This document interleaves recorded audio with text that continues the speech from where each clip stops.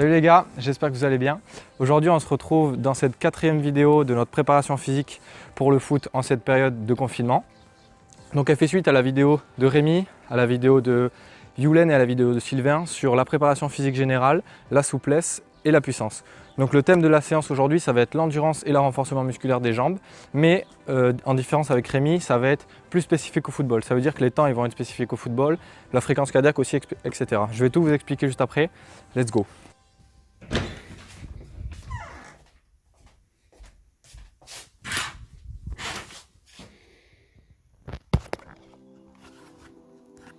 Ok, on est quand même mieux ici. Bon, comme je disais tout à l'heure, on va réaliser une séance en endurance.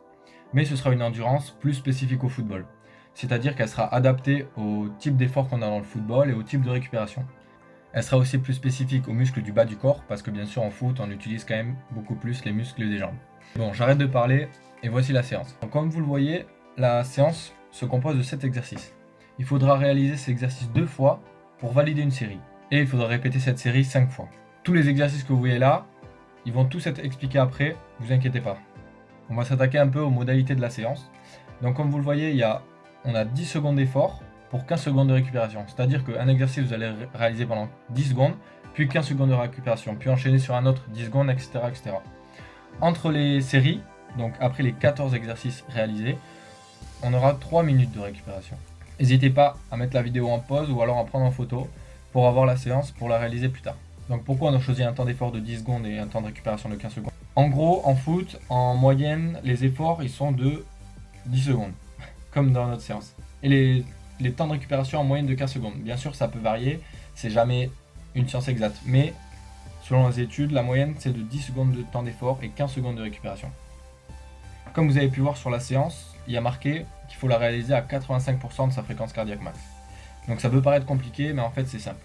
Tout d'abord, il va falloir que vous calculiez votre fréquence cardiaque.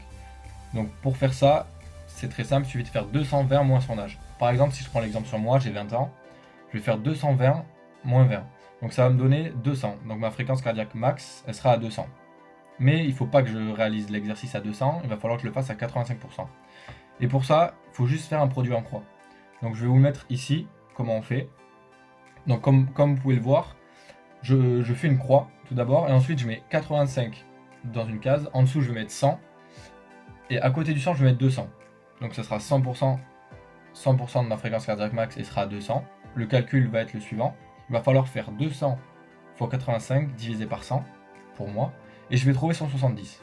Donc 170, ça sera le nombre de battements par minute, donc ma fréquence cardiaque ici, que je vais devoir compter à la fin de la séance et aussi entre les blocs pendant la récupération. Et petite astuce, pour compter ces battements par minute, vous mettez votre doigt ici sur votre pouls, vous comptez 6 secondes, combien ça fait. Si par exemple je suis à 12 sur 6 secondes, il suffira de multiplier par 10, donc 120, pour trouver 1 minute.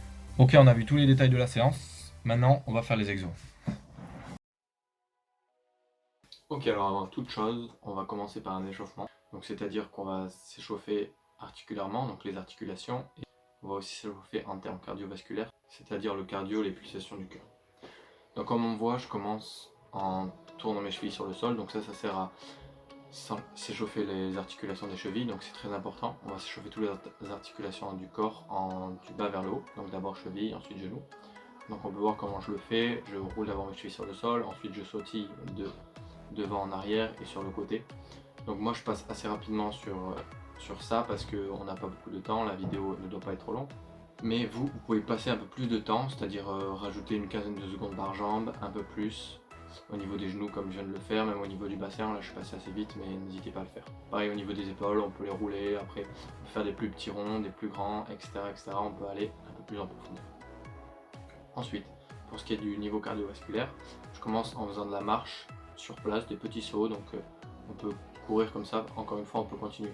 Si vous avez une corde à sauter, donc moi c'est pas une corde à sauter, c'est un câble mais je m'en sers comme une corde à sauter.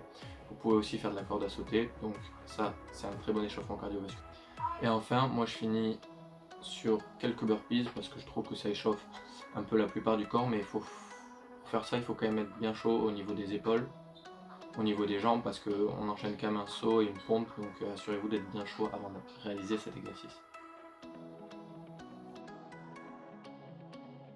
Donc on passe sur le premier genou. Donc le premier exercice va être des montées de genoux. Donc comme on peut le voir, je ne cherche pas à monter mes genoux très haut, je cherche juste à avoir une bonne cadence pour monter des genoux. Le but de l'exercice est de nous faire monter le cardio, alors on peut aller bien plus vite de ce que j'ai fait. Donc je cherche surtout pas à réaliser le mouvement comme ça en montant très haut les jambes, parce que c'est plus un risque de blessure et ça va aussi nous réduire notre cadence. Le deuxième exercice du coup ça va être des levées de bassin. Donc on va les réaliser comme je l'ai fait. On s'allonge sur le sol, les talons sur le sol, le dos sur le sol et on va monter le bassin. Donc là je le fais assez lentement, pareil on peut le réaliser plus rapidement. Et ça c'est le niveau 1. Pour ceux qui n'ont pas de difficulté en général, vous ça devrait aller. On va lever une jambe et la jambe on la gaine, on la laisse tout droite parallèle à l'autre jambe. Il faut que les deux genoux se touchent quasiment. La jambe il ne faut pas qu'elle tombe, il ne faut pas qu'elle baisse, etc. On enchaîne avec des jumping jacks. Donc ça c'est un exercice très banal, très simple. On va chercher à mettre de la cadence, de la vitesse. Vous pouvez le réaliser plus rapidement que moi. On reste tout droit, gainé. Ensuite les sauts groupés, donc ça c'est un peu plus technique. Donc pour réaliser les sauts groupés, on va donc sauter, monter les genoux à la poitrine et toucher ses genoux avec ses mains. Mais il va vous renforcer vos jambes et ça peut être très cardio quand on en fait plusieurs. On enchaîne sur du gainage dynamique. Donc comme on peut voir, je me mets en position gainage. Et ensuite, on va dégrouper ses jambes. Donc c'est assez simple comme ça. Mais quand on le fait, vous allez voir que ça va taper. On reste bien gainé, on contrôle bien ses lombaires et ses abdos. Il ne faut pas que votre dos commence à creuser. Et les fesses, il ne faut pas qu'elles bougent trop, qu'elles montent, qu'elles descendent. On essaie de contrôler ce mouvement. Ensuite, on passe au squat avec des bouteilles d'eau. Donc comme on peut le voir, je prends les bouteilles dans la main, je tends les mains et je réalise mes squats. On peut le réaliser avec plus de vitesse que moi encore une fois. Attention sur cet exo, on garde le dos bien droit quand on descend. Moi je descends à 90 degrés parce que j'ai pas beaucoup d'amplitude. Ceux qui arrivent à faire plus, vous pouvez, mais on fait attention, le dos reste toujours bien droit, comme sur la vidéo. Et on finit avec des talons de fesses. Donc là toujours pareil, un exo très cardio, on va le mettre avec beaucoup de cadence, plus que moi. Et on ne cherche pas à monter les talons tout en haut des fesses, c'est comme les montées de genoux en début de séance. On va juste mettre de la cadence pour chercher à transpirer. Ça y est les gars, c'est déjà la fin de cette vidéo. Donc je vous ai donné tous les conseils à la réalisation de cette séance. N'hésitez pas à me faire un retour, donc soit dans les commentaires, soit par mon numéro, pour me dire un peu ce qui vous a plu, ce qui vous a un peu déplu. N'hésitez pas aussi à me poser des questions sur des choses si vous n'avez pas compris ou si vous voulez plus de détails. Et n'hésitez pas aussi à demander à Youlen, à Sylvain, à Rémi si vous avez des questions à leur poser ou si vous n'avez pas compris les choses, ils se feront un plaisir de vous répondre. Allez, salut!